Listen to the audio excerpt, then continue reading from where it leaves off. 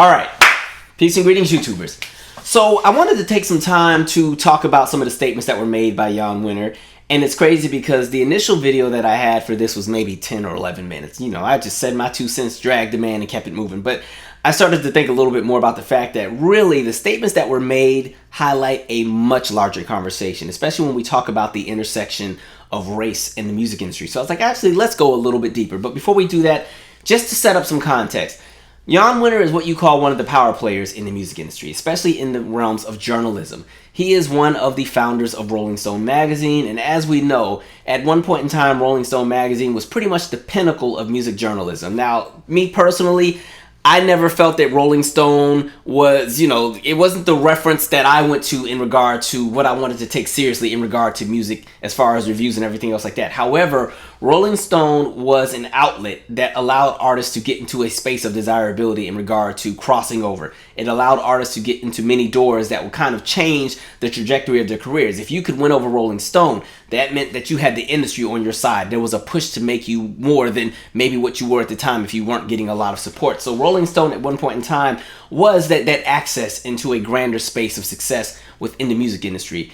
And in addition to that, he also sat on the board for the Rock and Roll Hall of Fame. So, fast forward to modern times. He has come out with a book, and this book was called The Masters. And in this book, he interviews 7 individuals who he feels are pretty much the masters of rock and roll. These are the people that he feels, carry the torch and carry the name, and they are the ones who should be the spokesperson and the face of all that is rock and roll. And so when you look at the people that are being interviewed, these are all white men. So, it's Mick Jagger, it's Bob Dylan, it's John Lennon, it's Bono from U2. So it's all of these different individuals. And so as he was doing his press tour, he had an interview with the New York Times. And the journalist kind of asked him some questions about, why these specific selections, and maybe are you sure there weren't people that were left out? And what brought the controversy is more so his response. So I'm going to play the snippets from that interview and then we'll talk. This is also a history will speak kind of question. 7 subjects in the book, 7 white guys. Yep. In the introduction to the book, you acknowledge that, say, performers of color and women performers just not in your zeitgeist, I think is the phrase you use, which to my mind is not plausible for JANN WENNER to say Janis Joplin, Joni Mitchell, Stevie Nicks, Stevie Wonder, the list keeps going, not in your zeitgeist. What do you think is the deeper explanation for why you interviewed the subjects you interviewed and not other subjects? Well, let me just, I get Carole King, Madonna. I mean, there's a million examples. Okay. When I was referring to the zeitgeist, I was referring to black performers, not to the female performers. Okay. So just to get that accurate. In terms of the female performer, I mean, the selection was not a deliberate selection. It was kind of intuitive over the years. It just fell together that way. So I interviewed the people I interviewed. I had to meet a couple of criteria. One, just kind of my personal interest and love of them, but having to do with, and it's a hard one to exactly express. Hold on a second, the helicopter's going by. I have that problem too. Insofar as the women, I mean, they were just, none of them were as articulate enough on this intellectual level. Oh, stop it. You can't say that. You're telling me Joni Mitchell is not articulate enough on an intellectual? What do you mean? Hold on a second. I'll let you rephrase that. All right, thank you. None of them, I thought, could get to Joni Mitchell, yes. I mean, let me just say, it's not that they're not creative geniuses. It's not that they're inarticulate, although you go have a deep conversation with Grace Slick or Janice, please be my guest, or Cass Elliot, wonderful person. Joni was not a philosopher of rock and roll. She didn't, in my mind, meet that test, not by her work, not by other interviews she did. The people I interviewed were the kind of philosophers of rock, the black artists. I mean, Stevie Wonder, incredibly, they're genius, right? These are genius artists. I mean, I suppose when you use a word as broad as the masters, the fault is using that word, but maybe Marvin Gaye. I could cut Curtis Mayfield, they just didn't articulate at that level, Well, but how do you know if you didn't give them a chance to?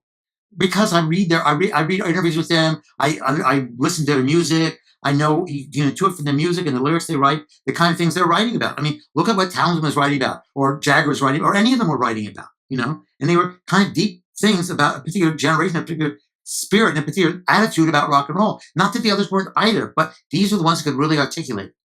Don't you think it's actually more to do with your own interest as a fan and a listener than anything particular to the artists that you're talking to? I think the problem is when you start saying things like they, or, these artists can't. Really, it's a reflection of what you're interested in more than any ability or inability on the part of these artists, isn't it? For public relations sake, maybe I should have gone and found one black and one woman artist to include here that didn't measure up to that same historical standard, just to avert this kind of criticism, which I get it. I knew not a chance to do that. And maybe I'm old fashioned. And I wish in retrospect I could have interviewed Marvin Gaye. Maybe I'd been the guy, maybe Otis Redding, had he lived, been the guy, You interviewed Hendrix back in the day, didn't you?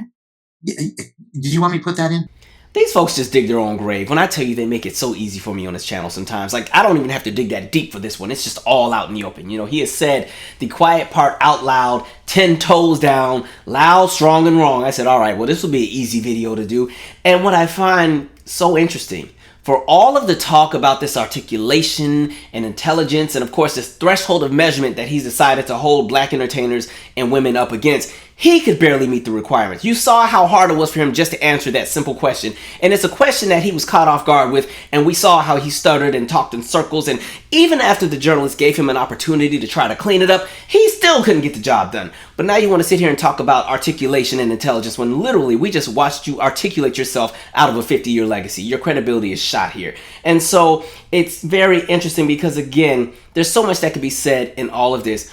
If you get a chance to sit through the longer interview, there's a portion in the interview where he talks about how he let Bono have a moment to go back and look at the transcripts from the interviews and edit things or change things grammatically and make sure that things didn't get, misconstrued or taken out of context, just to give him that grace. And I find it so interesting that, for all of these people who are so intelligent, the fact that you still would extend that hand for them to go back and look at transcripts and look at, grammatical errors and anything else like that, it highlights that these people that you think so highly of are human just like everybody else. They have their flaws just like everybody else.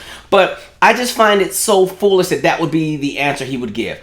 And what's even more interesting is, because some folks are going to say, well, it's his book. He can do what he wants. He can write who he wants to write about, which I 100% agree with. Write who you want to write about. But you would think that for you to be so intelligent and to spend all this time talking about how the artists that you selected are at this pinnacle of all intellectualism, and the other folks are just not, they're just not meeting the requirements. You would think that when you're challenged with such a question, your intellect would tell you, okay, let's tread carefully here because this could go one of two ways. And instead of you going the one way, you went the chaotic way. Because honestly, all he had to say was, you know what?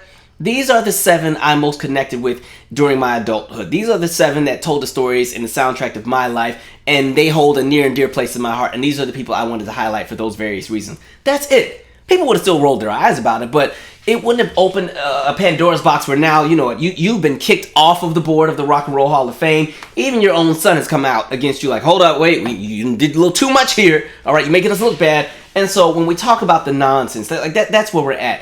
And so again, this also highlights a bigger picture again where the music industry, when we talk about the gatekeepers, when we talk about the people who have the keys to these doors that everyone is trying to get through a lot of times, understand it's always been a good old boys club. Has always been.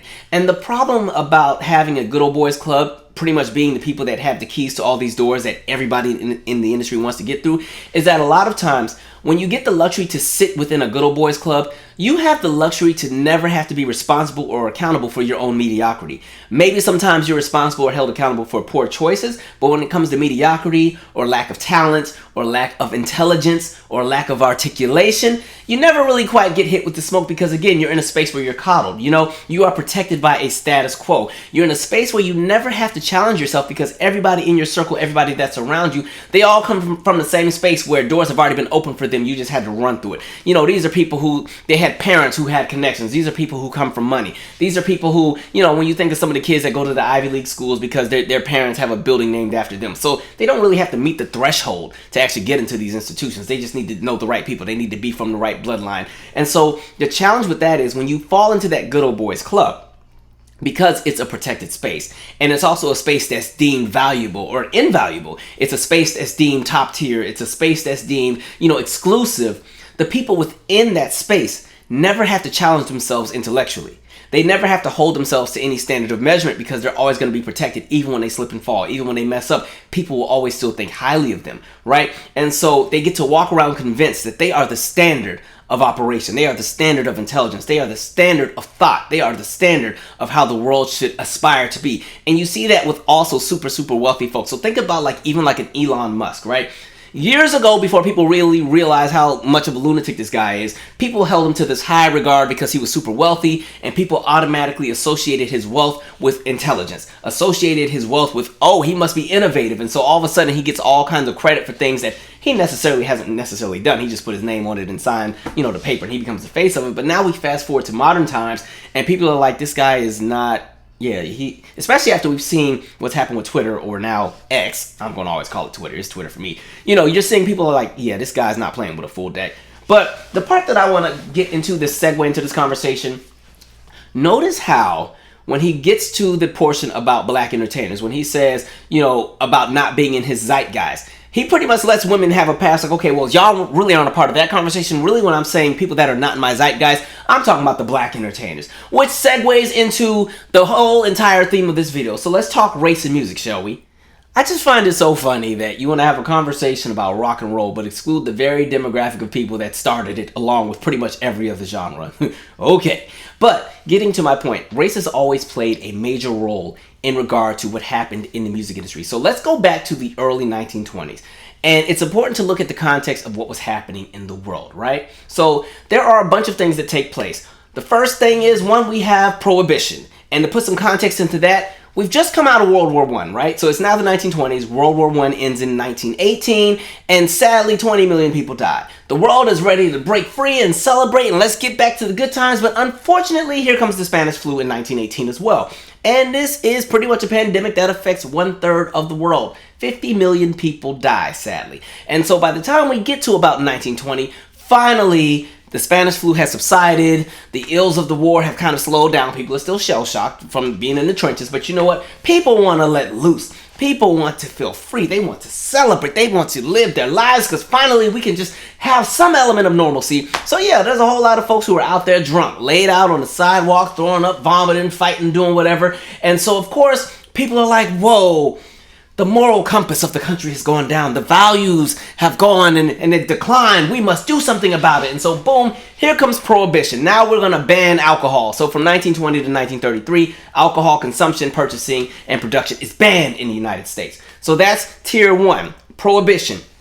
Tier number 2, in addition to that, we're now at the early remnants of redlining and segregation. Now please also understand, the United States has always been segregated. So even before there was segregation by policy, there was just segregation by practice, all right? So when we get into what's happening by the time you get to 1910, there's already been ordinances and covenants that have been written in certain cities and certain states about who's allowed to live where. Now, we wouldn't see as far as redlining through policy with FHA and everything like that in regard to loans, and them having the different colored coded zones, red, yellow, green, blue, in regards to desirability of areas and who's allowed to live in what area based on their race and associated with the color that they would be allowed to live in. We wouldn't see that until the 1930s, but the early covenants in regard to segregating the country were already locked in. We saw it first start in Baltimore, and you saw it spread. So by 1910 going into the 1920s, the early remnants of what would be the future expansion of redlining, and that would pretty much remap out and draw out all of America in regard to who is going to live where,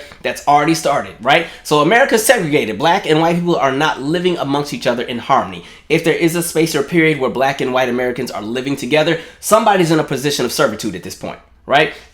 And so anyway, we have prohibition, that's tier number 1.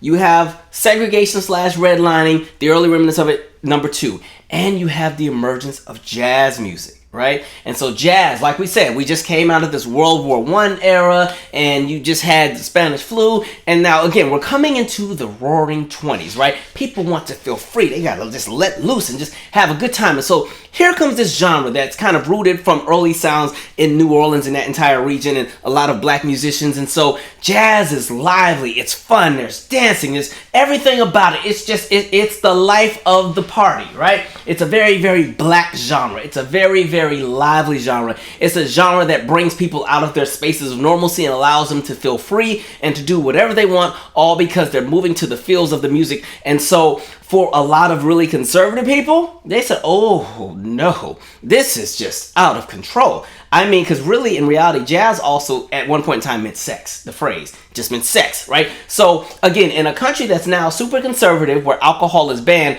understand, at these speakeasies where they had the jazz music playing, oh, there was all kind of alcohol and everything. They were sneaking up in there and through barrels and all kind of different creative ways.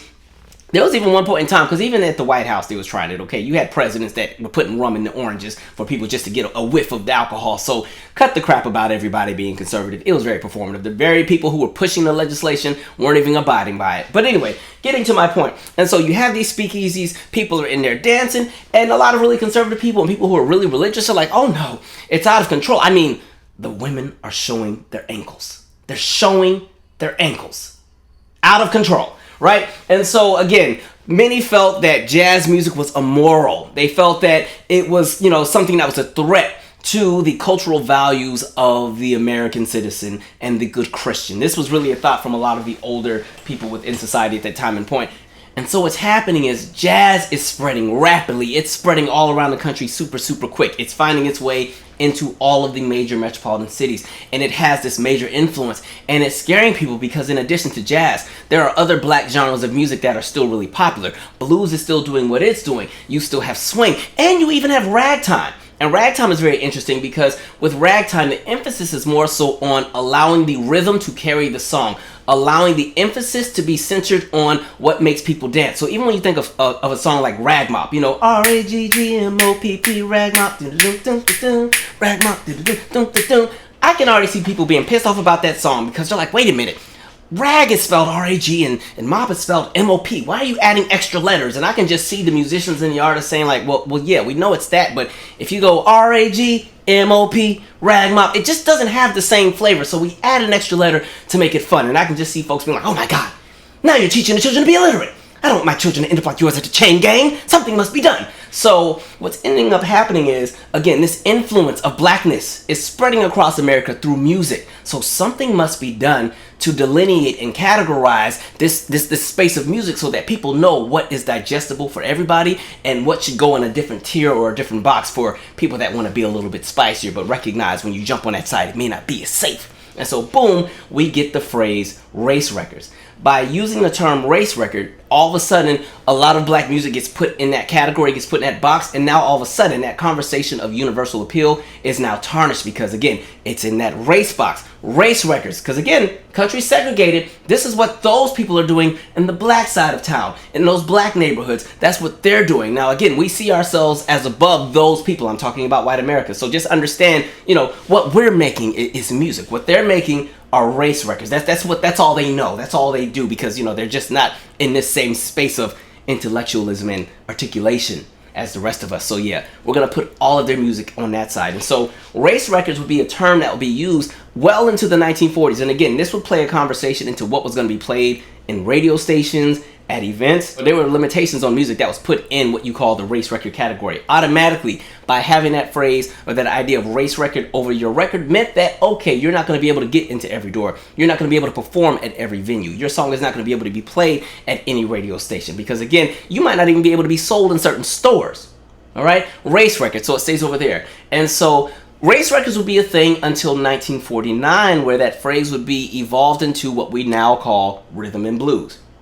And what's really interesting is between about 1946 and I'm going to say about 1950, there were a handful of songs that had come out that kind of more so you could almost say were what you call jump blues songs that had a special kind of formula, a special kind of rhythm, or a special kind of kick that would kind of be reminiscent of what we would see later down the line as rock and roll would become a bigger thing in the mid-1950s. You had Rock Daniel with Lucky Millinder and his orchestra with Rosetta Tharpe. Now that was actually June of 1941, a few years before my 1946 to 1950 window, but because, again, the song still fits in that formula of what we were talking about with the jump blues, I'm going to use that as an example as well. And again, these were songs that had a very unique song structure in regard to the rhythm. And so like I was saying, these songs would somewhat have an early remnants of what we would later see in the early elements of rock and roll as we got into the mid 1950s. So now we have rhythm and blues, which again, still race records. And so the challenge of having the idea of what you call race records was the fact that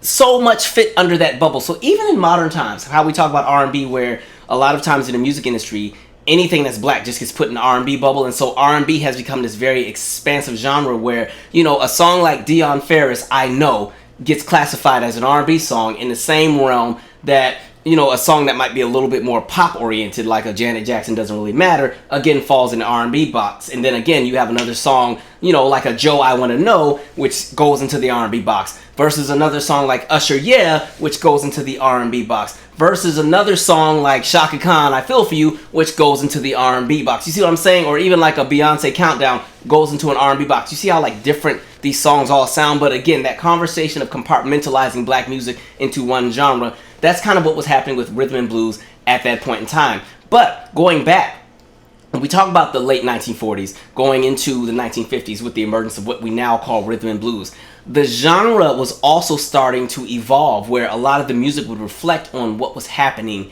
in black America. It was reflecting what was happening on the black side of town, what was happening in black households. And this was evident through even the delivery of how the music was put together, the vocal delivery, the tone, the conviction in some of the lyrics, and in the delivery of the songs with the singers. And so R&B has this very, very, very what you call well executed approach to music. Something that's different, something that's a bit more soulful. Now, soul it wasn't a term yet. Soul would become a term a little bit later down the line. But right now, you know, that's what we had with R&B. And so it was conviction. It had all of this different, you know, these different elements that just made it come off very powerful. But it was also, again, somewhat a little scary for mainstream America. They needed something a little bit lighter. They needed something a little bit fun, or something that didn't just remind them of everything that was happening in the world. Because again, we're now living in two Americas, because now we fast forwarded to the 1950s. This is now Cold War America.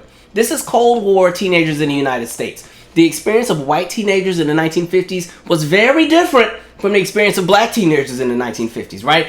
White teenagers in the 1950s, they don't really have a care in the world. Life is great.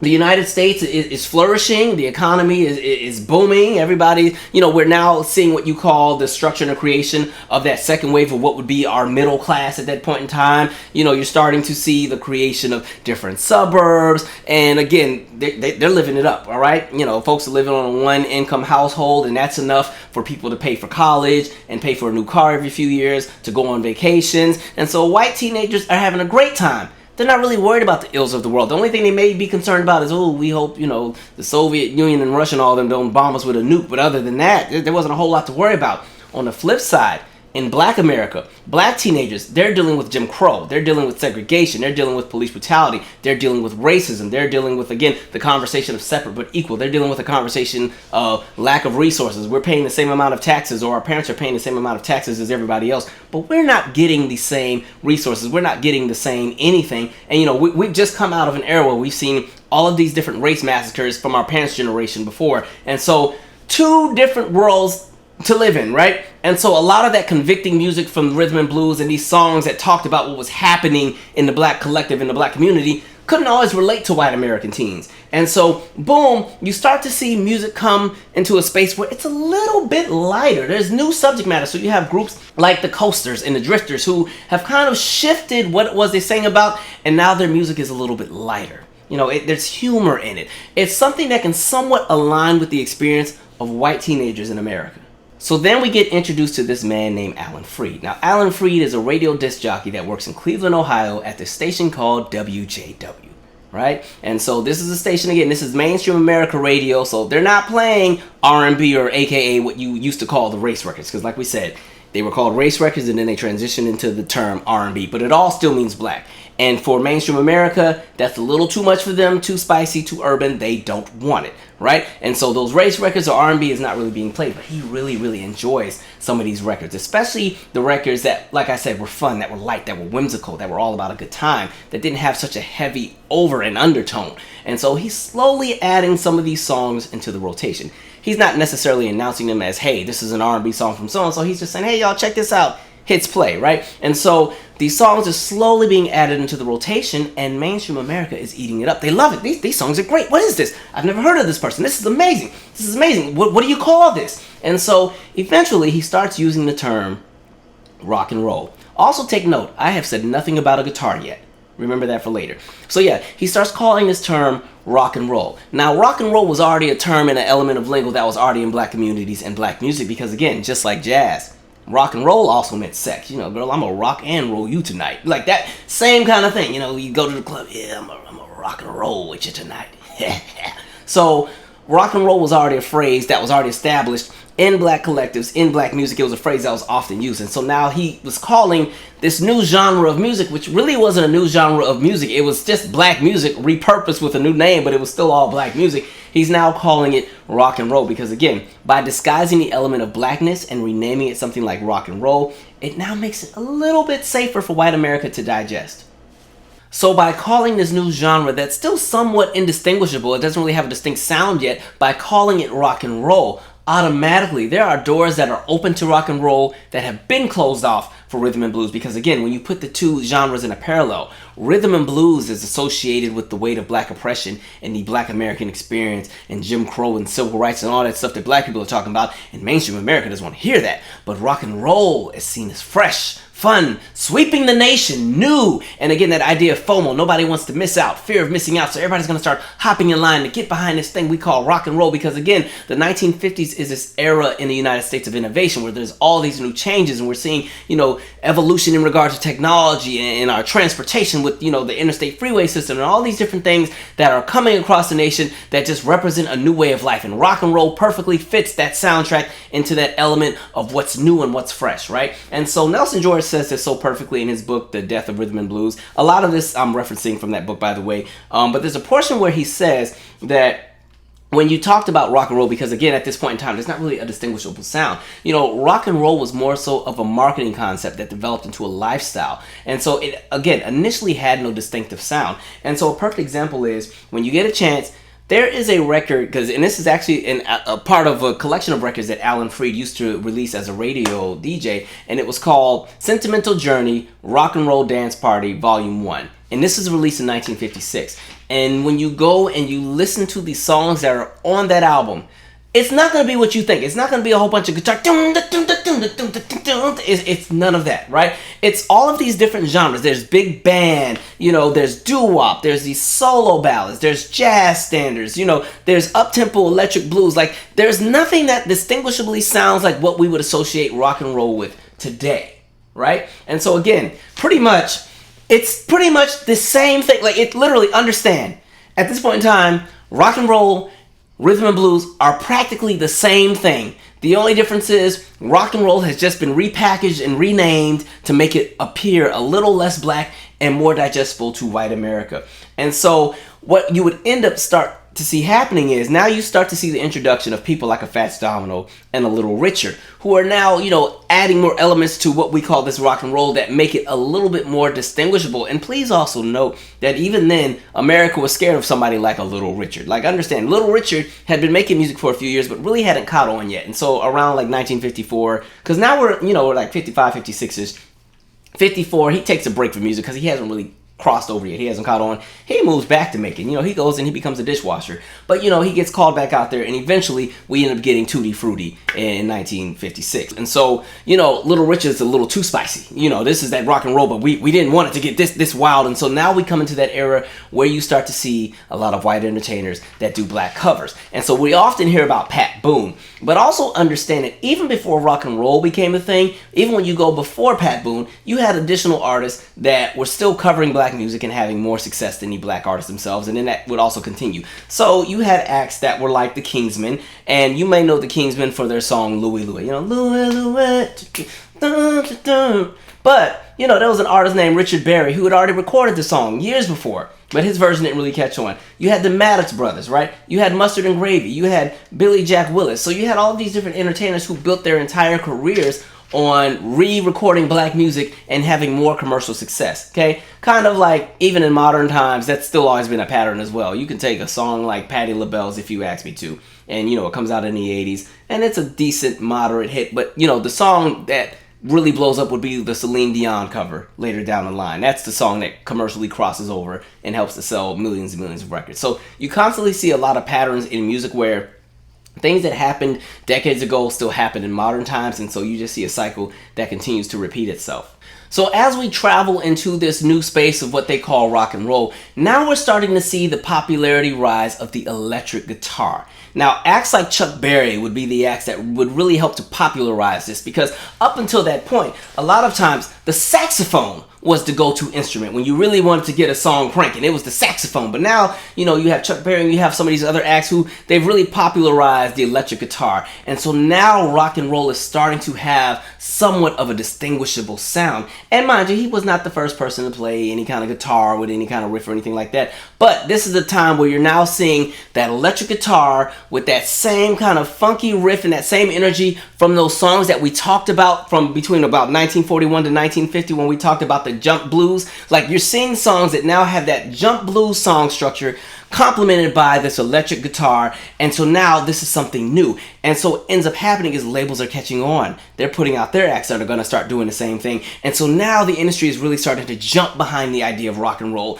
and starting to push it. And again, they're marketing this new sound to white teenagers, because white teenagers, that's the demographic that has the money. Again, that conversation of FOMO, fear of missing out. You know, the new sound that's sweeping the nation, they all want to be a part of it, and they come from a socioeconomic bubble where they can go to the record stores and buy all these records and everything else like that. And so labels decide that we're going to start marketing to those teenagers. And so we're now also seeing a shift in music where now there's different departments, or what you could say demographics, of people that music is being marketed to.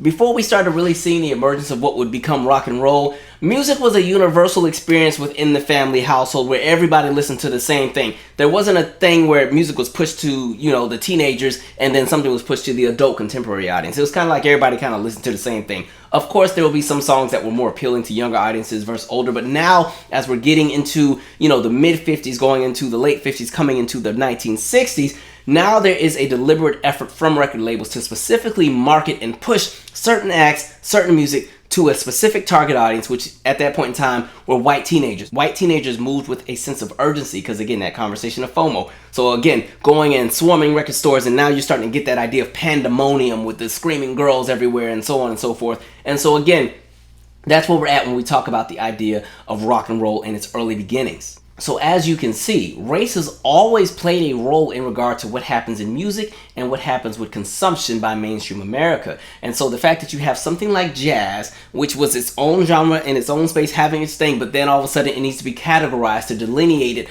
from white America. So now it's all of a sudden called a race record, and then everything else that was already existing on its own also gets swept into the race record bubble if it's black. So now we have race records, which then evolve into the term rhythm and blues in 1949, and then you have a segment of rhythm and blues break off, and it's recategorized and repackaged as rock and roll, and now it's being marketed to white teenagers all across America. And so again, race has always played a role. And what's also interesting, when I talked about those songs I referenced earlier from between about 1941 to about 1950 with the what you call the jump blues, all of those songs were crafted by black entertainers, black vocalists, black musicians, right? And so it's interesting to see how music can still even evolve a whole decade later, because a lot of those, you know, jump blues songs were 10 years older than what later would become the early remnants or a more distinguishable element of rock and roll when we're now using the electric guitar. And so it's just very interesting to see how it all comes together, but also understand that even when you talk imaging, which is why, again, I'm looking at, you know,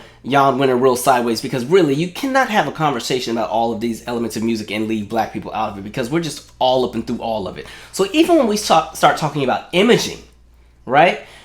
As rock and roll gets bigger, because, you know, now they're starting to push their white acts and everything else that do it as well. But a lot of these acts, their imaging, their sound is so rooted in what black artists are doing. So like we said, we already talked about the white entertainers that were covering black music and everything like that. But it didn't just stop with like a Pat Boone and them. Because then when we get to imaging and the idiosyncrasies and just how they were going to present themselves, you have people like the Big Bopper, you have Jerry Lee Lewis, you have Buddy Holly. You have all these entertainers who have borrowed elements of black culture, black lingo, black presentation, and made it their mainstream way of performing. They've made it pretty much their shindig, and then they get credited for, you know, being the faces of all this greatness. And then, of course, you know, we have Elvis, right? So when you talk about Elvis, okay, so we got Memphis, right? In addition to the conversations of a lot of songs that he kind of covered and would make bigger than the original artist, when we're talking about that image, you know, even his clothes, right? He used to shop at a store called Lansky's over on Beale Street in Memphis. That was the store where all of the coolest black men shop. That's where the coolest folks in town that had all the swagger, that's where they went, that's where they shopped. Elvis would mold his entire persona in regard to what he did on stage around what black entertainers were doing. But the problem was, black entertainers were not well received doing what they did because they were seen as too wild, too raunchy, not appropriate for television. Because again, even when we have the conversation of sex appeal and sexuality, there were discrepancies between what white America deemed as sex appeal or sexy versus what was happening in black America. So even when you just talk dancing, right? White America didn't use their hips. There wasn't going to be a whole lot of none of that. Long story short, dancing was safe. It was respectable. You dance. Really the first time they really started using their hips might have been the twist. And that's safe. You just twist and knock them out. Okay, hey, all right, how you doing? Hey, right? Now, meanwhile, black folks, we've been thrusting and using hipping because black folks, when black folks dance, everything is down around here. We don't dance up here. We ain't up here dancing unless you're doing some Michael Jackson type stuff. But black folks, everything is all in the hips. We've been way down here for years, right? So here comes Elvis, and now Elvis is also taking the mannerisms that he's learned and seen from black entertainers where they're dancing with their hips and they're thrusting. So now Elvis is on TV doing it, and it's stirring up controversy because Elvis is now exuding what you would call black sexuality on mainstream TVs in America, because again, TV is now becoming a thing as well. And hey, color TV's out now. Color TV comes out like 1954, 55, later down the line on the mainstream space. So, oh my God, what is going on? What are the children watching? He's acting like a black person, but hey, this is actually a little bit more digestible than if a black person were doing it. So yeah, there's controversy, but it's going to sweep the nation. So now you have Elvis who's up here thrusting and gyrating and doing his Elvis thing, and the way that he even delivers the songs, the way that he sings the songs, almost kind of mimic what black male vocalists are doing. The same thing with somebody like a Be-Babba when he would talk on a lot of the songs on the introductions and everything like that. Like, people are taking note of what black entertainers are doing because the black entertainers they're just cool. There's a certain swagger, there's a certain existence that's there because they're on their side of town. And so again, white America's not paying attention to what's happening on or in black America. So when these little elements and tidbits of black America creep into white mainstream music, they're like, oh my God, this is the coolest thing ever. What? Wow, wow, wow. And so boom, we get Elvis. But like with Elvis, you had a man like Otis Blackwell, who was one of his songwriters. And, a lot of times on the demos, Otis Blackwell already had the guide vocal on there for Elvis to pretty much just emulate it exactly like this, sing it exactly like this, right? And so, a lot of his, when you want to call it inflections on the voice, he's inspired by like Big Boy Crudup and like Big Mama Thornton in regard to his vocal delivery on the songs. So you're pretty much getting black music presented through a white package. And it's blowing up and it's crossing over its mainstream. And so again, rock and roll is becoming this massive genre. So for me, it's very difficult for somebody like a Jann Wenner to go on this whole spiel about who he feels are the masters of rock and roll.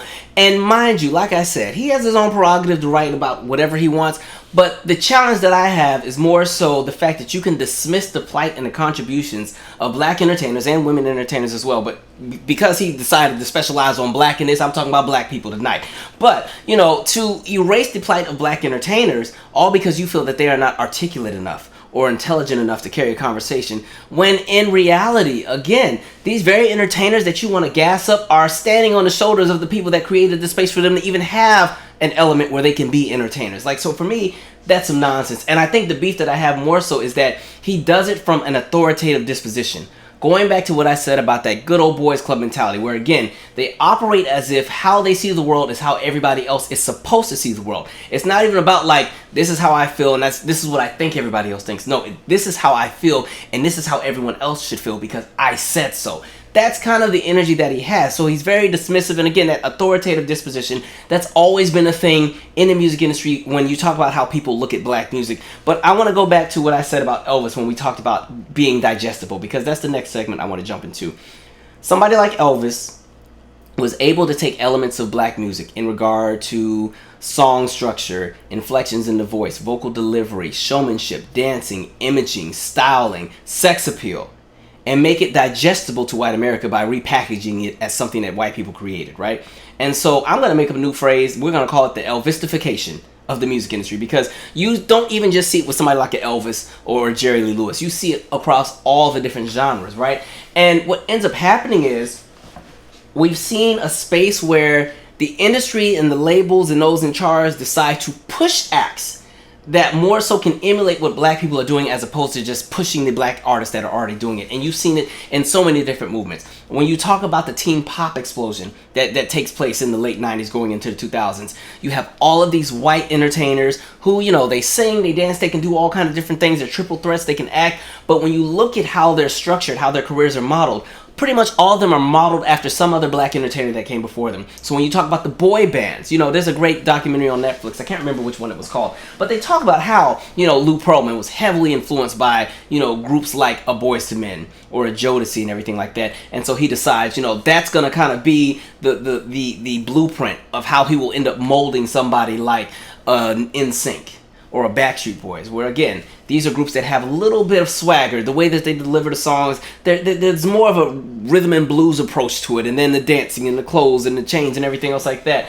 right? And you've also seen that before with, again, a New Edition versus a New Kids on the Block. When we go back even further, you know, these are two groups that have pretty much a similar amount of talent, but one group gets pushed. One group gets the big rollout. One group gets the multi-million-dollar funding, the funding that will get them into the new spaces where they can cross over internationally. And then you have New Edition that's homegrown, raw talent, but they never had that same label push. And so it's great that they're still able to do arena tours today, but when you're talking about their heyday and you start measuring album sales against album sales, it's not even close.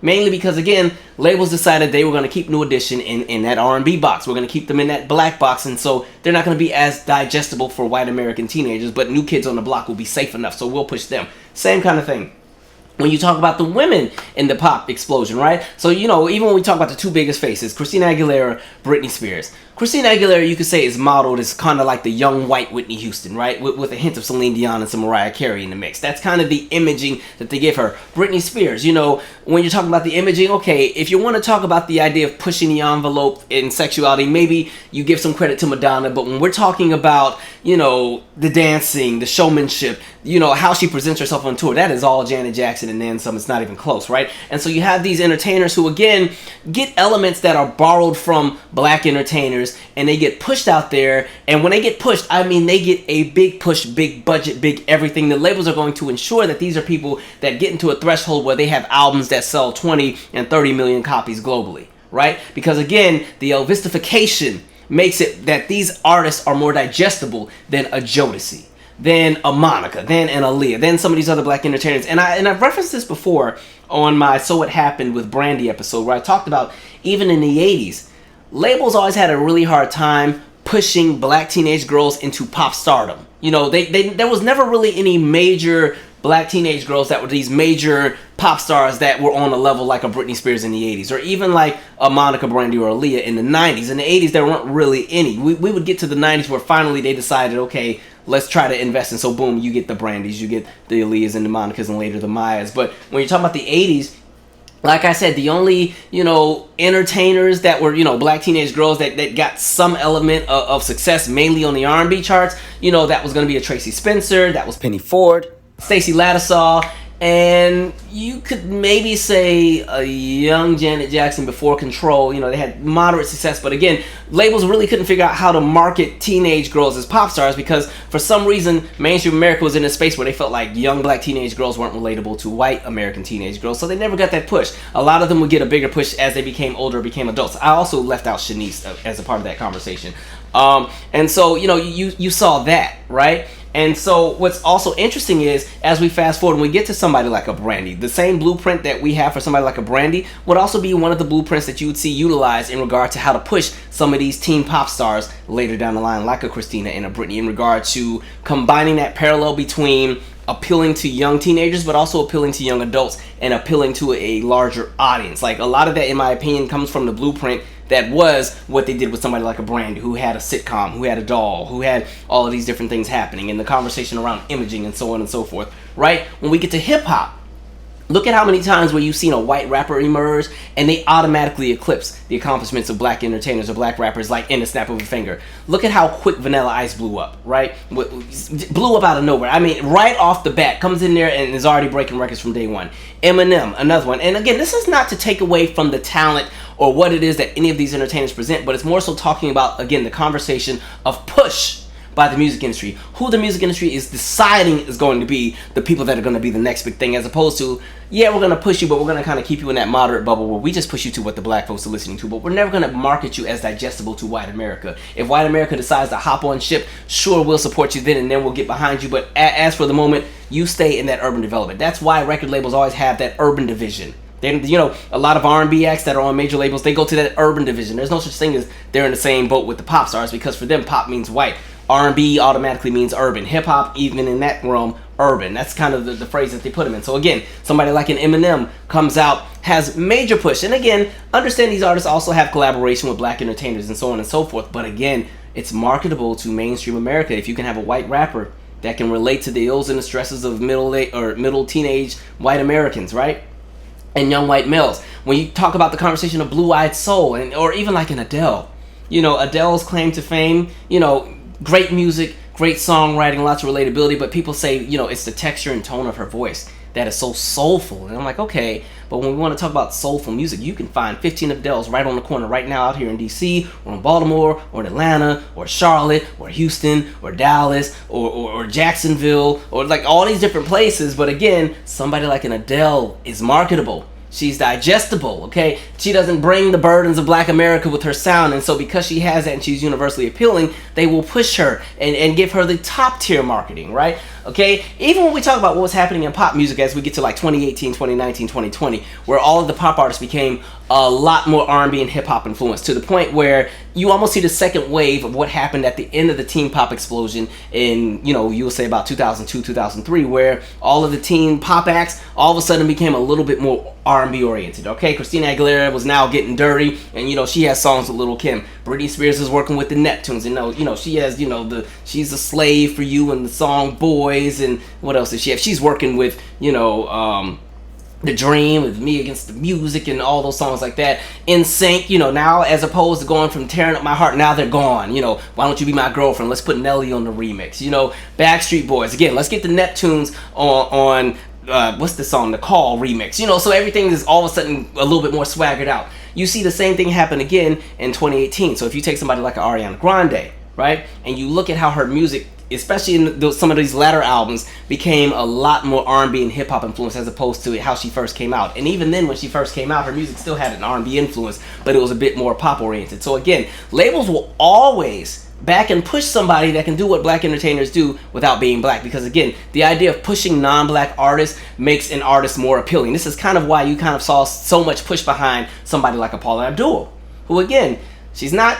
black, she's not white, but she's safe enough where they can make her universally appealing to both audiences, right? So like that's kind of one of the things you see. Or even when you go to those 80s and you talk about those big power ballads, and you had singers like a Michael Bolton, excellent vocalist, but again, the influence and what he comes from, his influences are a bunch of black entertainers. Same with like a Michael McDonald in regard to, again, these people, their influence are black entertainers, but labels see them as more marketable to all audiences as opposed to just signing on black folks, because again, that conversation of race that exists within the world, black people are not as marketable. So yeah, we'll get behind a black entertainer and they're going to be successful because again, we have our legends that have broken all kind of barriers and broken all kind of records, the Whitney Houstons and the Michaels and the Princes and all these great people. But at the end of the day, when you really want to get those artists that can cross and push over, that you don't have to help them build to mainstream, they just come into the door as mainstream artists. Yeah, get the white entertainers that are already going to do what black folks are doing, right? And so, and again, the conversation of crossing over, it's not even about, you know, because somebody asked me one time on that Brandy episode, why do you put so much emphasis on crossing over? Like, why, if you're a fan of black music, why can't you just enjoy black music having its space within black audiences and being celebrated that way? But again, when we're talking the conversation of crossing over is not about just appealing to white Americans or just appealing to white America, but crossing over represents the fact that you're now in a space that, because you are so massive, labels are going to invest more in you because they know they're going to get the return. So because you have crossed over, more money is going to go into your production budget for the next album. So you get more time to really craft your, your talent. You don't have to rush out the next album because the label's saying take your time. Work with the producers you want to work. How much studio time do you need? How much do you need for your music video? We're going to give it to you. What kind of visuals do you want? Are these the people you want to work with? What kind of stylist do you want? When you go on tour, tell me everything that you want for the tour. We're going to support the tour. And so when an artist crosses over, that opens another door into a world that, was not accessible before they crossed over. And so again, crossing over is not about just appealing to white America, but it's about more so the fact that when you cross over, you are now in a space where you're not limited by your race in regard to how much push you're going to get. Now they believe and see that you are an artist that is viable and marketable. They're going to push you. And so that conversation of crossing over is more so about the fact that a lot of black artists end up in a space where labels don't see them as crossover acts. So they will never put the investment into them unless they happen to just cross over on their own. That's what we're talking about. But going back again, because again, even with him being so dismissive, because another thing is black women, when we talk about this conversation, black women are often left out of the conversation when we talk about the elements of greatness. But what I find so funny, for a lot of the people that he named as his masters, some of these folks would not become what they were if it weren't for black women. Like one of the greatest examples is the documentary 20 Feet from Stardom that kind of carries and follows the experience of black supporting vocalists that went on tours. And, when you look at people like a Mary Clayton, who, she's lended her voice to so many great tracks. So even like a Gimme Shelter from the Rolling Stones.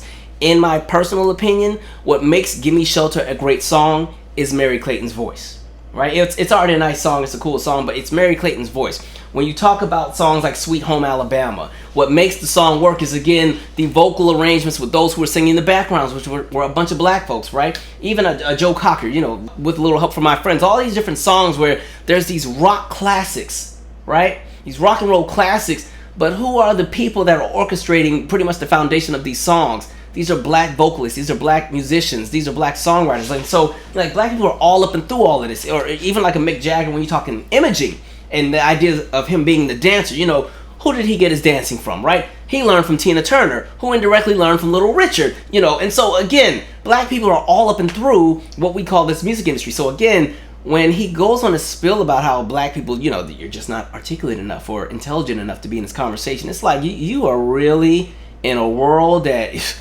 okay, that's one interesting bubble that you're living in. Very interesting. And also another point I'd like to make, because again, you have what we call the ELVIStification in the music industry, black entertainers have always been in a space where they had to be more innovative, more creative than their white counterparts, because again, didn't matter what it was they were doing, it was going to get stolen and borrowed and repackaged anyway by somebody else, right? So they've always had to continue to press themselves into a space where their bar gets raised higher and higher and higher and higher each and every time in order to stay commercially relevant or to be considered a part of the conversation, because in reality, it is black artists that set the trend that everybody else is going to follow. Whether people would like to accept it or not, it's not my problem. It's the reality of what is, right? And so you've had artists like a Stevie Wonder or Ray Charles or Grace Jones, Patrice Rushen, even Aretha Franklin, these artists who continue, or Prince, who continue to, really push the envelope in regard to their artistic drive, their artistic vision. Like somebody like Aretha is somebody who was dipped and dabbed in literally every element of music, whether it was pop, soul, funk, R&B, gospel, jazz. She's done it all. Somebody like a Shaka Khan always says, don't call me the queen of funk because I can sing anything, right? These are people where music, they live and breathe it. Grace Jones, somebody who never really crossed over commercially. Same with somebody like a Millie Jackson, where they always pushed and jumped into new spaces within music and were always doing something out of the ordinary, right? That's what we call innovation. However, what we often see is the people that get gassed up and praised and paraded, and this is not a diss to who he wants to call the masters, a lot of those people ended up doing the same thing for 40, 50, 60 years. Had the same formula all the way through, played very, very safe. Yeah, they wrote a song or two that kind of shake the table, but a lot of these folks were very safe in comparison to a lot of, black entertainers on the other end of the spectrum, where you see they jump into so many spaces. Look at somebody like a Prince. You can't even put Prince in a genre because he's just done that much artistically. Yeah, played all these instruments, jumped into every different space. One out, look at just the track record for his first handful of albums. Look at how different his debut is from, something like the Controversy album, right? How different that is from something like Parade. How different that is from something like Diamonds and Pearls. How different that is for something like 3121. Like his albums just, they go into all these different spaces, right? And so it's just interesting that, again, there's always this very dismissive approach when it comes to black music through the eyes of a lot of what I would say white male executives and people that kind of fall into that good old boys club. And that's why it was also kind of really interesting to see him also be so dismissive of women in music, especially when women have to matriculate through a very male-dominated industry. And when I say male-dominated, I'm talking about the people behind closed doors that are signing the papers, the people that are saying yes and that are saying no. You know, for any woman in the industry to make the ranks and to get their accolades and sell a lot of records and you know, sell out these arenas and stadiums, understand they have been in an uphill battle in an industry that wants to dictate what it is they're allowed to do or how they're supposed to present themselves or you know, what it is that's deemed as marketable for them as a woman. That's always been the case, which is why, you know, you've seen so many women who, you know, are these magical pioneers in music that talk about their experiences and the nonsense they've had to deal with within the music industry. You know, whether it be a Carly Simon or a Stevie Nicks or Joni Mitchell or, you know, again, Aretha Franklin with her experience, or a Madonna, or Whitney Houston, or, you know, Mariah Carey, and we could be here all day as far as just a lot of the women in music, Tina Turner, who just, you know, they had to deal with so much nonsense within the music industry, Alanis Morissette, you know, just person after person after person, Tracy Chapman, you know, they have these experiences where, again, you know, the industry can be very cruel, right? And so, again,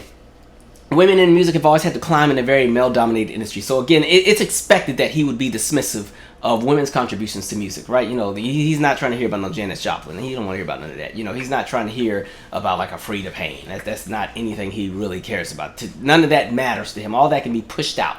Not important, right? And so it leads to my next segment where, again, there has always been a cultural disconnect when it comes to especially when we talk about a lot of middle-aged white men in modern times, or what you call, again, those people that fall into that good old boys club, or even people who like to consider themselves rock purists or music purists. It's always through a lens of a white male gaze, right? And everything else gets dismissed as fluff if it's not something to their standard. And so, you know, again, going back to, again, how black artists have always had to be so creative, right? Like, even think about something like a Michael Jackson, you know, Don't Stop Till You Get Enough. The idea to just kind of go and, you know, let's hit on a Coke bottle while we're recording, just to add an extra flair and extra flavor. And again, where does he get that from? Again, it's inspired from something Marvin Gaye did on Got to Give It Up, where it's like, oh, well, in order to really capture the element of what I want to do, I'm gonna hit on this glass bottle while we do that. So you have all these entertainers that have all these creative aspects, and that credit is never really given. It's never presented as, oh my God, that was brilliant. You know, a lot of times it's like, oh, okay, they did whatever they had to do. But then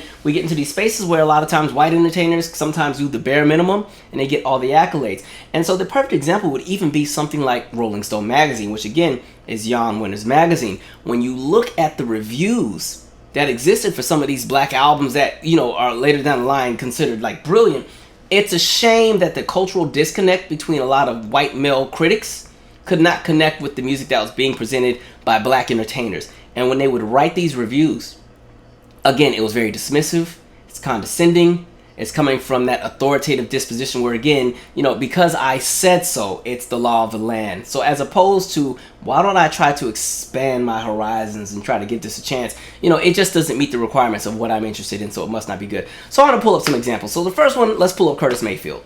So Curtis Mayfield releases the album Curtis, and it's reviewed by this guy named John Wendell that works for Rolling Stone magazine. And he said, you know, he's disappointed by Curtis, finding much of Mayfield's music more rhythmic than melodic, fragmentary, garbled, and frustrating to listen to. And the crazy part in all of that is Curtis is one of Curtis Mayfield's most acclaimed albums later down the line. But again, there was a cultural disconnect, and because the reviewer was, again, looking through that good old boy lens where my opinion is the only one that counts, I haven't really taken the time to expand my horizons and really jump into all aspects of music. But because I am a music critic and I feel that, you know, my viewpoint is the one that matters, and all of a sudden, never mind the experience of these entertainers, it's my viewpoint that at the end of the day carries all the weight on black music. And so yeah, this one was frustrating to listen to. That's that, again, that dismissive approach that always happens with black music. Then we get to Stevie Wonder's Where I'm Coming From. Again, this is all Rolling Stone magazine. Wonder is too self-cautious and edges into pretentiousness. The recently developed Curtis Mayfield syndrome becoming nearly incomprehensible when sung. Clearly, where I'm coming from is an attempt to establish a more completely personal idiosyncratic style and project it on his own terms. But he blew it. Not only are the lyrics sadly undistinguished, but much of the production and arrangement is unusually self-indulgent and cluttered with effects. Quite a disappointment. Now that was from Vince Aletti in 1971. Mind you, that's the album that has If You Really Loved Me and Never Dreamed You'd Leave in the Summer. Again, there's a cultural disconnect that exists with a lot of these reviewers because, again, they're not coming from this experience. They don't live in Black America, but they feel that they have the distinction and the authority to speak on Black music from their lens of what they deem as, talented or creative or exemplary. Then we have Earth, Wind & Fire, That's the Way of the World. Alright, this was from Gordon Fletcher in 1975. Lousy production works to this LP's detriment. Maurice White has surprisingly chosen to have the entire album sound hot. Hopefully the next time out, White will be able to tone things down accordingly in the places where a little understatement is appropriate. Mind you, this is the album that has That's the Way of the World, Reasons, and Shining Star. A disconnect. Then we have Joe McEwen in 1976 who reviews Parliament's Mothership Connection. The album is a parody of modern funk. And unlike the Ohio Players or the Commodores, the group refuses to play it straight. Instead, Clinton spews his jive conceived from some cosmic funk vision with little regard for theme or lyric development. Clinton weaves a non-stop rap of nonsensical street jargon like a freaked out James Brown. And oddly enough, former Brown sidemen Maceo Parker and Fred Wesley make up Parliament's horn section along with Joe Farrell and the Brecker Brothers. But this album refuses to be taken seriously except as Clinton's parody of modern funk. Alright, Mothership Connection, again, probably one of their most critically acclaimed albums. And even when you fast forward to modern times, Rolling Stone was still tripping. You can talk about the review that they had for something like Brandy's Full Moon. They dismissed the album as frantic, faceless, and fake sexy R&B. So again, a lot of times when it comes to Black music, there's always been this very dismissive approach to Black entertainers, especially if there's a Black entertainer that has crossed over and maybe they've gone a little bit more pop, but then they decide to go back to their R&B roots. They really catch it. Now, when I did I want to say this was the Tony Braxton So What Happened episode, I talked about just what happened with the reviews in regard to Destiny's Child when they went from Survivor to Destiny Fulfilled. Survivor was a very more pop-oriented R&B album. Destiny Fulfilled was a bit more R&B rooted, but the reviewers and the critics hated Destiny Fulfilled.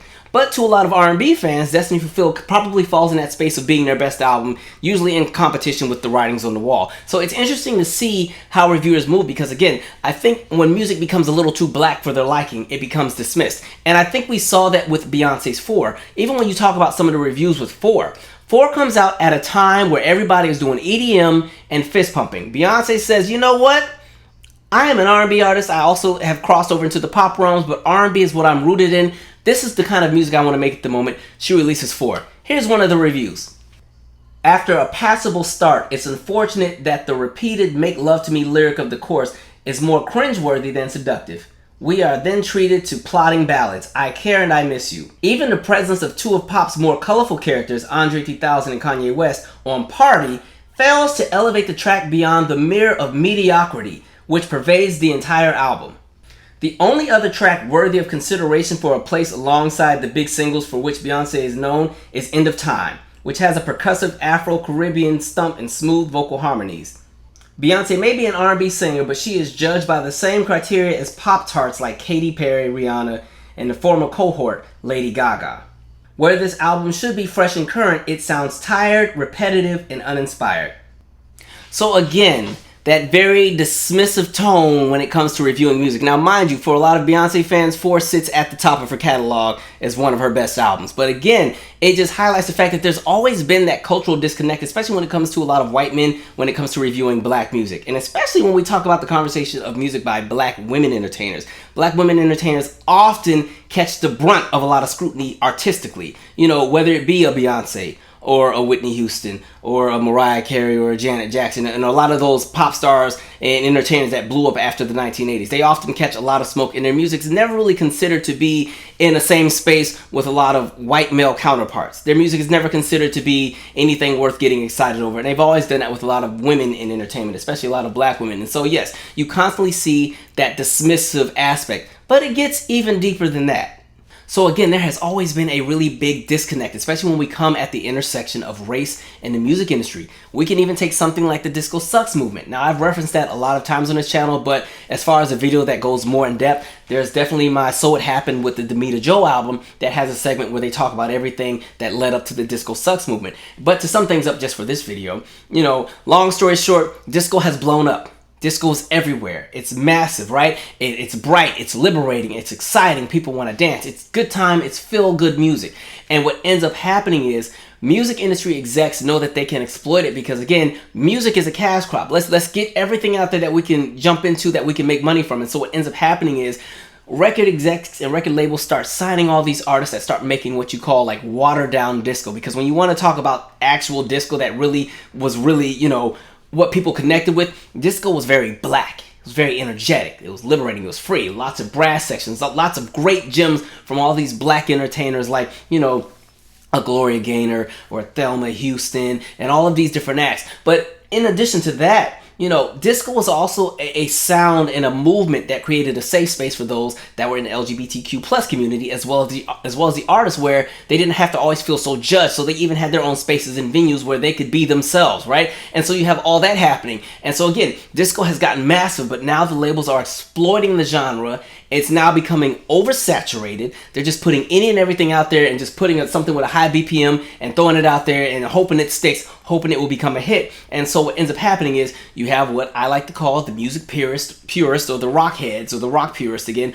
who feel some kind of way about this music. And so they end up having what you call the Disco Sucks movement as a response to, again, this black music that's everywhere, where it's just massive. You know, you've had things like the Saturday Night Fever soundtrack, which is one of the best-selling soundtracks of all time, like all these different things that have blown up. And they're pissed because a lot of their favorite rock artists have slowed down. Disco is just the move at that moment. So you end up having that moment where they're at the stadium and they blow up the records. But what is very interesting is a lot of the records that they decided to blow up and set on fire weren't even disco records, right?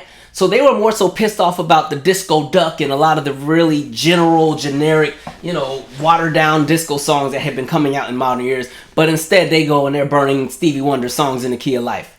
They're burning Minnie Riperton records. They're burning Fifth Dimension records. You know, anybody with a black face on the cover, they're burning Marvin Gaye, What's Going On. Albums that have nothing to do with disco, but they burning it all, right? Because again, it was more so an attack on black music. This indirectly and then also directly led to radio programmers being afraid to play disco, which again, that conversation we've had about race records and what's happened when, you know, music gets categorized, it then turned into a space where radio jockeys were also, because they were afraid of playing disco, it also shifted over into other R&B music. So at that point, any kind of black music with any element of funk or energy or up-tempo was not being played. And this is why when we get into the early 1980s, a lot of black artists that were able to still somewhat cross over had to go the easy listening route, right? They're going the route of, you know, Diana and Lionel Richie, Endless Love. You know, they have to go the route of, you know, either really adult contemporary, like, you know, a Stevie Wonder, Paul McCartney, Ebony Eyes. Not Ebony Eyes, that's Rick James and Smokey Robinson.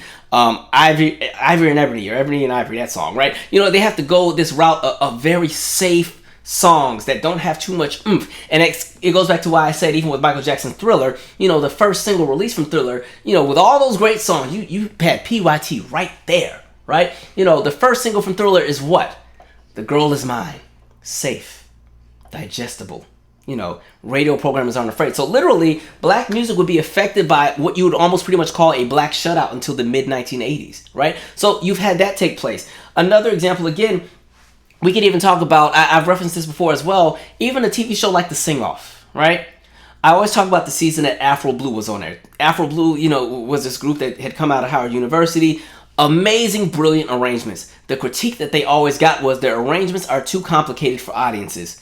What audience do you think they're talking about? Because it wasn't black folks, right? But again, the idea of their music was too complicated. So instead they lose, and who wins that season? Pentatonics. Pentatonics, which is now an act that still gets to tour and do whatever they do. But again, that cultural disconnect, right? That's always been a thing. And black music is always collateral in regard to that disconnect. And that disconnect is not because the music isn't good or relatable, but because, again, that conversation of race and racism and how it plays a role into everything that happens with music. You know, even when we talk about something like, you know, an MTV, And how black artists initially weren't welcome to MTV because they were trying to say, well, MTV is rock and roll on television. That's the goal that we're going for. And, these black artists really don't fit the mold of what it is, we're looking for. Prime example. I'm just floored by the fact that there's so few black artists featured on it. Why is that? I think that we're trying to move in that direction. We want to play artists that seem to be doing music that fits into what we want to play for MTV. The company is thinking in terms of narrow casting. That's evident. It's evident in the fact that the only few black artists that one does see are on about 2:30 in the morning or to around 6. Very few are featured predominantly during the day. No. Because one sees a lot there's one black station on television that I keep picking up. I'm not sure which station it's on, but there seem to be a lot of black artists making very good videos that I'm surprised aren't used on MTV. Well, of course, also we have to try and do what we think not only New York and Los Angeles will appreciate, but also Poughkeepsie or Midwest. Pick some town in the Midwest that will be scared to death by Prince, which we're playing, or a string of other black faces. That's and black very music. interesting. Isn't that interesting? We have to play the music that we think an entire country is going to like, and certainly we're a rock and roll station now. The question would be asked: well, should since we're in New York, should PLJ play the Isley Brothers? Well, you and I might say, yeah, because we have grown up in an era when the Isley Brothers mean something to me, and so do the Spinners, even way after the Isley Brothers. But what does it mean to a 17-year-old? Well, if you talk on the phones to these guys like I did when I was in radio, it's Well, scary. I'll tell you what it means. I'll tell you what maybe the Isley Brothers or Marvin Gaye means to a black 17-year-old. Ah. And surely he's part of America as well, No isn't he? question, no question. Again, the idea of these black artists won't be digestible enough for white kids in America. Like, that's what's always happened with music. And then even as you talk about MTV, when MTV does finally start playing black artists, you had some VJs like a Kurt Loder who were often very dismissive of black entertainers and black acts. Always a slick, sly comment about the black entertainers that are out there, because they were never up to his standard of what he felt or deemed to be, great enough for consumption by MTV. And even going back to something like a Rolling Stone, again, that cultural disconnect, because again, like I said, this is the same magazine which is considered to be the pinnacle of music journalism and that ticket through the door. And we've seen, like we said, how they dismissed a lot of black albums. Hell, they were even dismissing Jimi Hendrix albums, all right? They did not like Are You Experienced, and they did not like the Cream album. But even when you talk about somebody like a Michael Jackson, now we're at 1979. In 1979, Michael Jackson's management reached out to Rolling Stone about a possible cover story following the release of his successful solo album, Off the Wall. Winner wrote back saying, Rolling Stone did a cover of Jackson already in 1970, and the magazine would very much like to do a major story on Michael Jackson, but feel it's not a cover story. Rolling Stone eventually did a cover story on Jackson in 1983 following the release of Thriller. However, subsequent Rolling Stone stories on Jackson and other black artists either skew historical context or document music without full cultural understanding, as evident in a condescending review of A Tribe Called Quest debut, People's Instinctive Travels and the Paths of Rhythm. And so imagine that, again, Michael Jackson's management is like, hey, he just came out with this really successful album, do you guys want to cover it? And they say, well, we gave him a cover back in 1970. Yeah, a whole 9 years ago. That was when he was a little boy. Now he's grown, and we saw the success of what would be Off the Wall. 4 major singles, which at that point in time, that wasn't quite a thing for a lot of albums, as far as albums having that many singles and pushing a longevity and keeping it going. Off the Wall is one of the albums that survived the Disco Sucks era. One of the few, as far as black artists that really didn't get too hard by the Disco Sucks movement at that point in time, right? And so again, we can even go and reference what was said in this review of the Tribe Called Quest article, or the Tribe Called Quest album.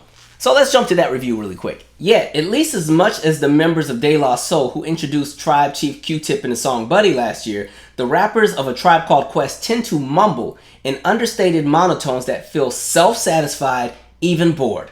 They like to be network for your ears, but there are too many inside jokes, too many heavy-handed proverbs on the order of, in a society of fake reality, I'm nothing but a peg of informality. Whatever that means. The group does have its amusing moments, a tirade against wife-beating escapes from the sermon syndrome through preposterous Barry White grunts, Bonita Applebum, opens with a whiny parody of Prince's Love Sex Mode, and a seedy bonus track is called Public Enemy.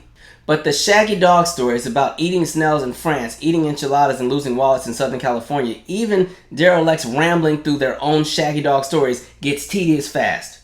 At least until it finally kicks in midway through side 2, this is one of the least danceable rap albums ever. There's no forward motion. Sound effects or no, the backing tracks frequently add up to the sort of functified Quiet Storm Sadal jazz that you might expect young Afrocentric upwardly mobiles to indulge in when they crack open the bottle of Amaretta and cuddle up in front of the gas fireplace. Plenty of sweet, silky saxophones.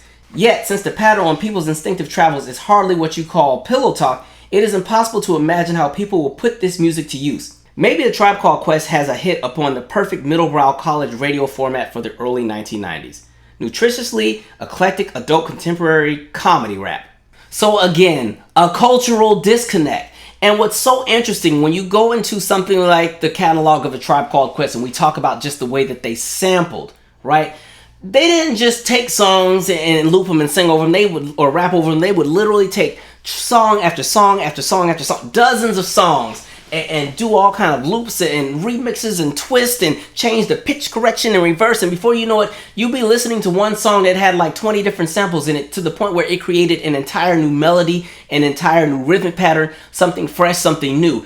I considered A Tribe Called Quest to be one of what you'd call the pioneers when it came to mastering the idea of sampling, where you don't just have a lazy sample where somebody takes a song that was already there and they just rap over it, but they literally go and create new music just with the different samples. But again, that critic was not going to be in a space to understand what that was. Again, and so somebody like A Tribe Called Quest, which is, you know, a heavily acclaimed and beloved gem within the hip-hop community, look how condescending and dismissive again the reviewer was towards their music, again with that very notion of the authoritative disposition, where because we said we can't connect with it, it must not be good. It must not be good. So going back to Michael Jackson Off the Wall again, you know, you have Michael Jackson's team saying, hey, can he get on the cover? And they're like, oh no, he's just not cover material. But then going back to Wenner's list of the masters, right? Because, you know, you have Bono from U2 who's on there. Bono has been on the cover of Rolling Stone magazine 24 times between 1985 and 2018. And you mean to tell me that all 24 times that he was on the cover, it was worth a cover story? Bono was doing something so innovative at the time that it needed to be talked about and needed to be a cover story. Like, let's be for real, right? So that's where we're at in regard to music. There's always been that cultural disconnect. And because there is that cultural disconnect, doors have always been closed on black artists. And then it doesn't help that there have always been rumors surrounding Rolling Stone magazine, and the fact that a lot of times if an artist was on a label that bought advertising in the magazine, they often got more favorable reviews. I found this article that I was reading the other day, and it says, the notion that Rolling Stone tended to give more favorable reviews to artists whose record companies bought ads in the magazine was highlighted in 1996. When Wenner spiked a negative review of the latest Hootie and the Blowfish album and subbed in a more favorable one, a reporter for the New York Observer asked Jim DeRogatis, the writer of the spiked review, whether Wenner was a fan of the band. DeRogatis responded that Wenner is a fan of any band that sells 8 million records. And so again, in addition to there just being a cultural disconnect and the conversation of the very dismissive approach from people up top in regard to black music, now you also have the conversation of pretty much payola, pretty much, because we also saw the same thing when we talk about Alan Freed. He also received a lot of payola back in the day when this whole rock and roll thing started to become a thing and labels wanted their artists to get on. When you want to talk about the king of payola, understand Alan Freed was collecting checks like nobody's business back in the day. And so now we fast forward to this modern time where now you're seeing favoritism for artists who belong to labels that are willing to put some money behind advertising with the magazine. And so there's just so many layers to this conversation, and there's so many directions this conversation could go. And again, what's even crazier, because I think my biggest critique with a lot of the reviewers of black music, especially with a publication like the Rolling Stone, especially with even how the Rock and Roll Hall of Fame used to move. And so you often hear this narrative, especially in regard to the perception of black audiences. People love to say things like, well, you know, black folks only listen to like R&B and hip hop. And so, you know, when black audiences are not familiar with a white artist or something like that, there's this perception that, you know, well, black audiences, that's because they're uncultured. You know, they only listen to, you know, what's going on their block. But then on the flip side, when we talk about mainstream white audiences, when they can't connect with black music, the narrative is, well, you know, that music just wasn't good. You know, it just wasn't digestible enough. You know, it's not universally appealing. It just wasn't commercial enough. And so we've often seen that, and that's taken place within publications and everything else like that. And the reason why all of this really actually tends to matter is because, again, that conversation of access, that conversation of exposure, because you have those key power players that call all of the shots in what happens with entertainment, not just music, but television, film, theater, all of it. We've constantly seen a pattern where black people are left out of conversations in regard, mainly because the people that hold the keys to that conversation have decided that black people aren't valuable enough, or their contributions aren't important enough to be a part of that conversation. And I think the sad part in all of that is that music is a way for people to connect. It's something that brings everyone together. And the sad part is you have someone like a JANN WENNER who decides to use that as a weapon and close it off. He weaponizes it and closes it off to only one specific demographic of people.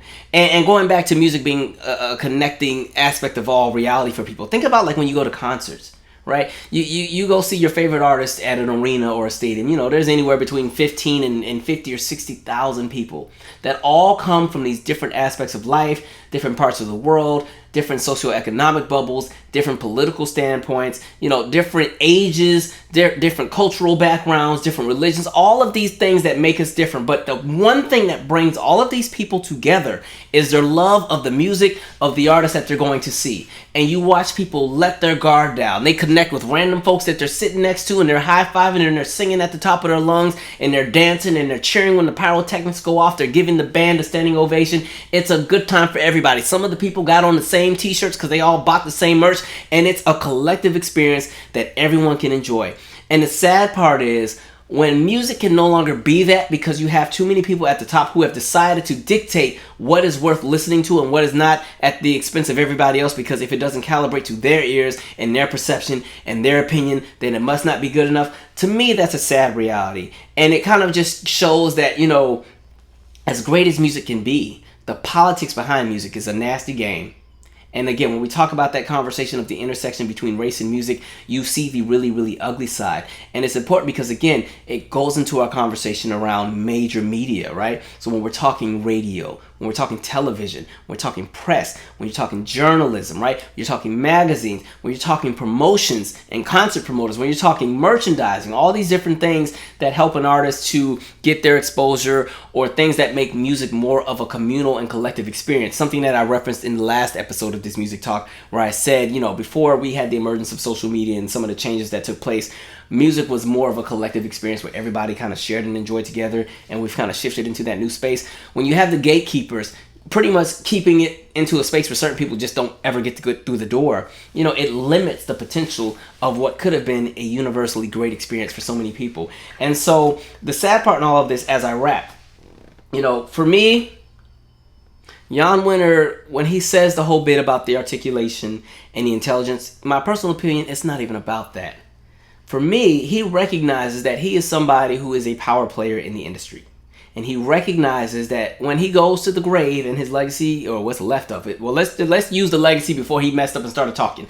The legacy that he had before he caught all the smoke, you know, he was going to be seen as one of the power players in the music industry, one of the gatekeepers to access for relevancy through Rolling Stone, through sitting on the board of the Rock and Roll Hall of Fame. He was going to be somebody who could sit in a space with a Jerry Wexler or a Clive Davis, right? And so for him, because he carries that influence, he carries that power, really what he wanted his buddies to be the face of innovation. Those that are the masters, those are the people he wants to be the list of innovation, the faces of innovation, because again, he recognizes that his voice, his opinion carries weight, it carries power. There's a legacy behind something like a Rolling Stone. There's a legacy behind the Rock and Roll Hall of Fame. And so for him, he wanted to ensure that the people that he liked, that he got behind, would be the faces of innovation. And like I said, it is okay for him to want to celebrate those people if those are the people he connects with the most. But the problem is when you dismiss everybody else because you don't value them in the same way you value those seven. And so that's the issue we run into. And so when you want to talk about articulation and intelligence, you did not exhibit it, sir. Good luck on that. Anyway, we've said a lot.